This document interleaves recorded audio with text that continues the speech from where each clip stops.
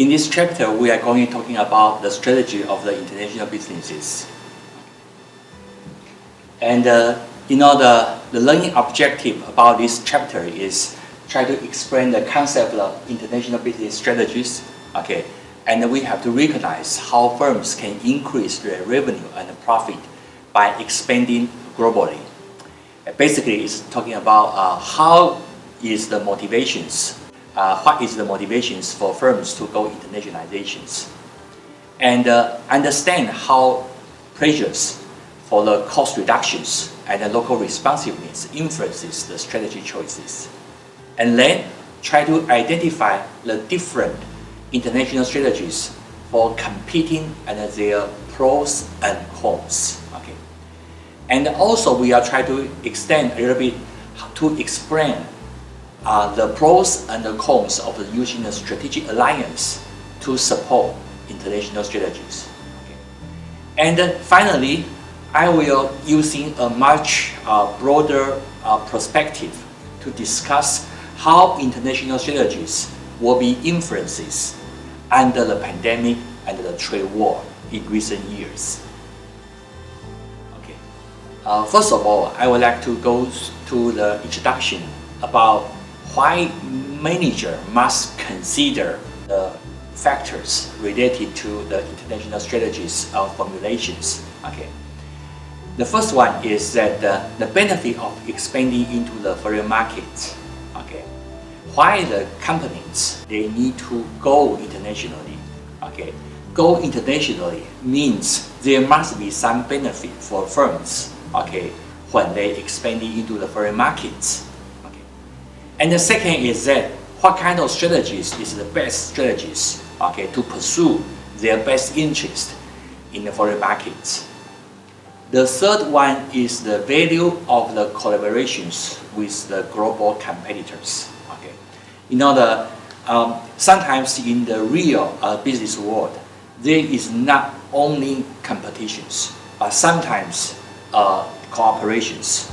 So firms tend to be competing and cooperating in different aspects. Okay, so this is the strategic alliance is about. So we are going to talking about the advantages of the strategic alliance as well. And what is the strategies? Okay, the strategies is the actions taken by managers to attain the goal of the firms. Okay. So the strategy is a very important the directions to guide all the function and the resource of the organizations. They are working together towards the same directions. Okay, so strategies has the directory purposes. And what is the goal of the companies? So basically, we are talking about if we are in a market economy, then the profit-looking orientations is the most purposes of the firms. Okay, so we care about profitability, and we care about profit growth for both of these. Okay. So what is the profitability? The profitability is the rate of the returns the firms makes on its invested capital. We are doing a lot of the different businesses. Okay, we want a proper profitability. If the capital cost, okay, is higher than the project invested capital profitability, then there is no need to conduct the investments. So only if the profitabilities, is greater than the cost of the capital. Is the cost of the capitals. Then the project will be conducted. Okay. The second is the profit growth. Okay. We also looking forward to some possibility that can lead to the increase about our profits over time. Okay, so the going international, we try to looking for some better profitability opportunity. And going international is also a way to have the profit growth as well. Okay, so for both of them. Okay, then why we so care about the profitability and the profit growth? Because in the Western corporate thinking, the valuations of the company is the highest goal. Okay, so you can see that for a lot of the cases, a lot of the foreign CEO, their performance are measured by their stock price. Because once the stock price is going up, then your profit, your enterprise valuations will increase as well. Okay, so the enterprise valuations, it is almost equivalent, okay, to the market capitalizations.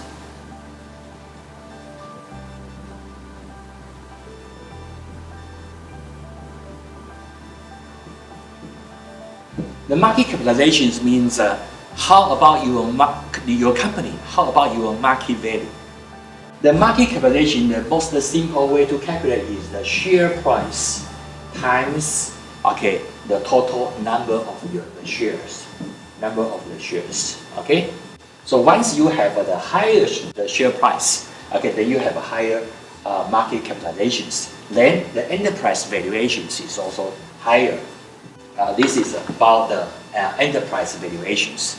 Okay, so therefore, the enterprise valuations, the share price, is highly related to your profitability and then your profit growth. Okay, the capital market, they care about these two issues. Okay, so then let's think about how can we increase our profitability. The profitability is that we have to reduce our cost, or we can add values, or we can raise the price.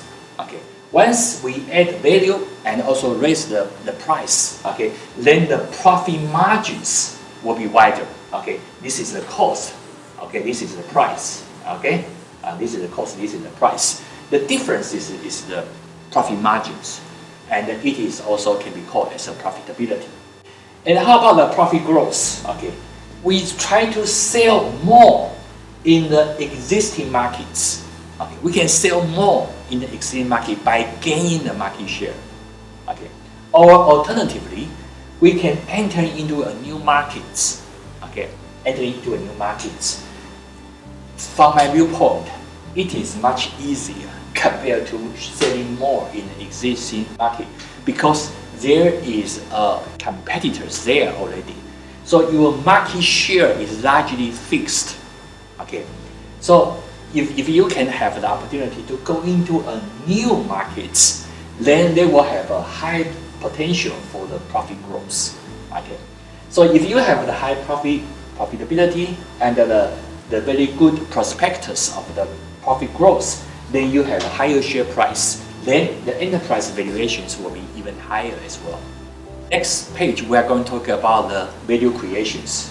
So what is the value creations? The value creations actually is the differences between value and the cost. The value and the cost. Here we have the three basic differences, different concepts to be clarified. One is value, one is price, and the other is the cost. Let's go to the next page first. In this next page, you can see this is the value. This is the price, and this is the cost. The value, price, and the cost. This is the commonly seen three very fundamental idea about this. First of all, we can see the values of the products to an average consumer, or you can call it as a perceived value by the customers. So what is the so-called perceived value? Perceived value. The perceived.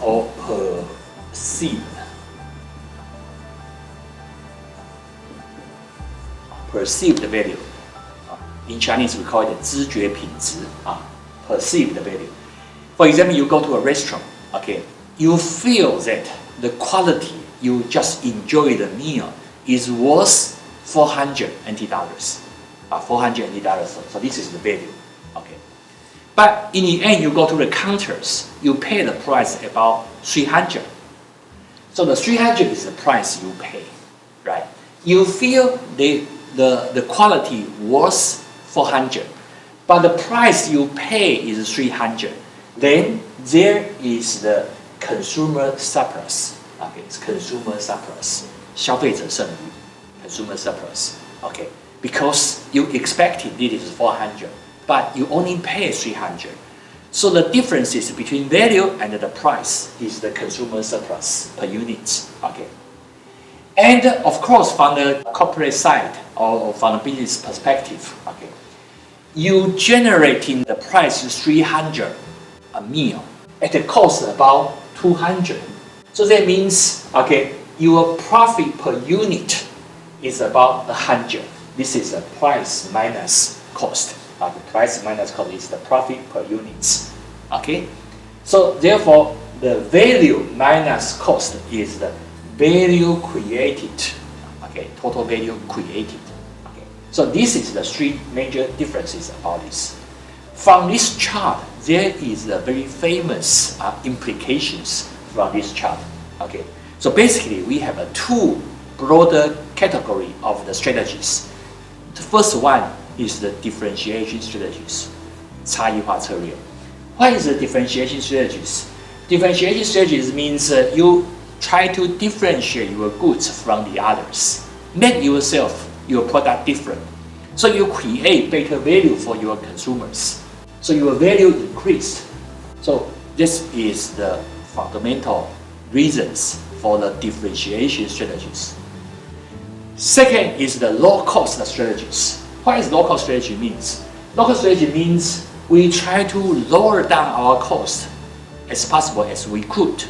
Okay, so once the cost can be lowered down as possible as we could, then it is the so-called low-cost strategies, 低成本策略. So therefore, according to this chart, let's go back to the previous page about this. Okay, in the previous page, okay, so we can see this Michael Porter, he summarized there are two basic strategies. One, differentiation strategies. The second, low-cost strategies, right? Because there are two broader categories of the strategies from this, okay, differentiation and low cost. There are only two strategies in this world. Okay, there is no something in between. So this is basically the two strategies is about. Okay, when we're thinking about the two different strategies, differentiation and low cost, for the international businesses, they are also the same. So later we are going to be talking about more and the differentiation strategies and local strategies for international businesses. Now we're talking about the third one is the strategic positioning. The company must choose what kind of strategies you are going to apply. Okay, you are going to implement differentiations or low-cost strategies.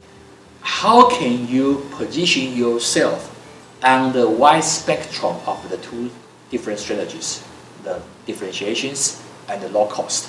How can you position yourselves in this spectrum? So therefore, you have to pick a position on the efficient frontier that is viable, which means there is enough demand to support the choices. Okay. And you can configure the internal operations to support the positions. Once you are choosing the differentiations or low cost, you have to configure internal resources, okay, to support your positions, later your strategies. Right? Also, have the right organization structures in place to execute the strategies. Okay, you need to someone your organizations to implement and to execute the strategies. Okay, later. Okay, so this is the strategic choices in the international hotel industry. There are two basic strategies. Okay, this is the low cost and differentiation. There are two sides. Okay, so in this production frontier, that means there are many possible configurations, many different possible configurations for different businesses. For example, in this chart, we can see, for example, like the four seasons, okay, they are more aiming for the differentiation. They put itself more in the differentiation side rather than the local side. Okay. However, on the opposite, the Marriott, they are more on the local side rather than on the differentiation side. Okay. So there are lots of the different possible frontier. For example, like a youth hostel, right? They are maybe here, youth hostel, okay, because they provide the low cost targeting at those the low budget consumer groups. So this is youth hostel area. Okay. So compared to this, okay, you can see the Starwood, these companies, the Starwood, in terms of the low cost, local strategy, Marriott is doing much better compared to Starwood. Okay, Marriott is doing much better compared to Starwood in terms of the local strategies. And also, in this perspective, Four Seasons in terms of the differentiation strategies, Four Seasons is doing much better compared to the Starwood as well. That means in the efficient frontier, they are the benchmark of the firms. No matter it is in the differentiation or some kind of combinations between the differentiation strategies and the local strategies. Okay. Next page is we're talking about the operations, firms as a value chain. When we're talking about the value chains, that means the values. When the company we product consumer values, we have products we provide consumer values. How those values can be created? Usually, the value created, they must base on some primary activities. For example, like design, marketing, delivery, and etc. Okay, so they are the primary activity, and also there are some indirect activity. We call it as a supportive activities. For example, like provide the inputs that allow the primary activity to occur. Or we can divide it into, for example, like the information systems, okay, a company infrastructure, logistics, and the human resources.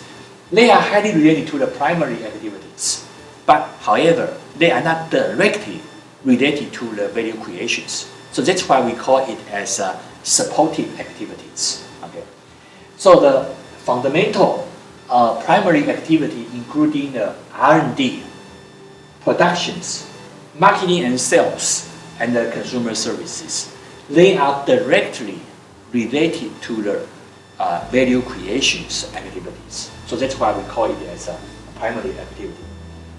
So this is the value chain. So you can see R&D, production, marketing and sales, and consumer services, and those are supportive activities. Okay. So when we combine together, we create better customer values. Then let's move into the strategies and the firms. How can we implement of the strategies, implementations of the strategies? When we try to implement the strategies, first of all, the organizational architectures must be suitable for your strategies. Okay. The totality of the firm's organizations, including the formal organizational structures, control systems, incentives, organizational culture, processes, and the people who involved. So this is the architecture. Okay. In order, when we're talking about organizational structures, okay, we have to focus on two different phenomena. The first of it is the horizontal divisions. Horizontal divisions. There is a formal division of organizations into different subunits. Okay, for example, like the R&D, like the productions, like the finance, like the marketing, etc. Okay, they are subunits in the organizations. They are divisions horizontally, 水平分化. Okay, or we have the vertical. Okay, we have so-called the vertical divisions. What is the vertical division means? That means is your decision makings, location of the decision makings is in a higher position, higher location or the lower locations. If you are making the decision making in the higher locations, that means you are highly concentrated in power. Your locations make of decision making is in the lower positions of the structures. That means your decision making is your power is delegations to the subunits. Okay, 地方分权 in Chinese 地方分权，或者是下放权力到每个不同的 subunits. Okay, so you know we have the vertical integrations and the vertical integrations. And once we have divisions, we also need integrations as well.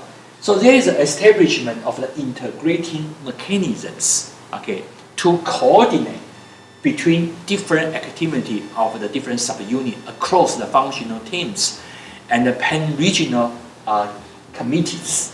So we need something to integrate those formerly divisions, organizational unit together. Okay, so that is what we call organizational structures. So you can see this is the organizational architecture, including organizational structure, incentive and control mechanisms, culture, processes, and the people who involved. Okay, so you know the structure is you can see the organizational structures, but the incentive and the control mechanisms, it is invisible by your rule and the regulations, also related to your culture and your processes, procedures. Okay, so this is organizational architectures. And then let's talking about how can we implement the strategies. When we try to implement the strategies, we need to give every different subunits incentives, and also we need to control it. We need to supervise their processes. We need to have a good organizational cultures to give them norms and value systems that they are shared among the employees. The organizational cultures is good for the company to working together, and also the people who involved in the organizations. People are employees, and the strategies used to recruit, compensate, and retain those individuals. And there is a concept called strategic fit. What strategic fit means? That means the strategies and the organizations and the environment, okay, they must have a better fit, okay, has a better fit, okay. Once there is a fit, means that we feel that their strategies is making according to the situations, they are confrontations. So they make the best strategies. So that means they have a better strategic fit, okay. And also, if you choose this strategy, is this strategy fitting your organization or not? For example, if your organization is a very loosely controlled organization, so it is difficult for you to implement such a very strong cost down pressures activities. It is unfit to do that. On the other hand, if it is R&D teams, we tend to give R&D personnel more freedoms, more alternatives for them to think, to do their R&D activities. Okay, loosely controlled basically. But you cannot using the operational procedures to demand those R&D personnel. Okay, it is also unfit as well. Okay, so basically, the operation of the firm must support the firm's strategies. If it is not supported, then it is not fit. Okay, and also the organizational architecture of the firms must match the firm's operation and strategies, as I just mentioned. Okay, if it is the case, then there is a better strategic fit. Okay, if the market conditions shift, so must the firm's strategies, operation, and the organizations. So in the end, as I said, organization, strategies, and the environment, they must be fit to each other. Okay, so I can draw pictures to show that. Okay, so this is organizations. Okay, this is the environment. this is the strategies. Okay, they must be fit to each other. Okay, once there is environment change, okay, your organization must be changing, and also your strategy must be changed as well. Okay, so you keep a good fit to the environment. So the organization, environment, and the strategies, they are the three key perspectives when we try to observe if a company has a good strategic fit or not. Okay, so you can see operation strategies, architectures, and the strategies, they must be a good strategic fits according to the market conditions.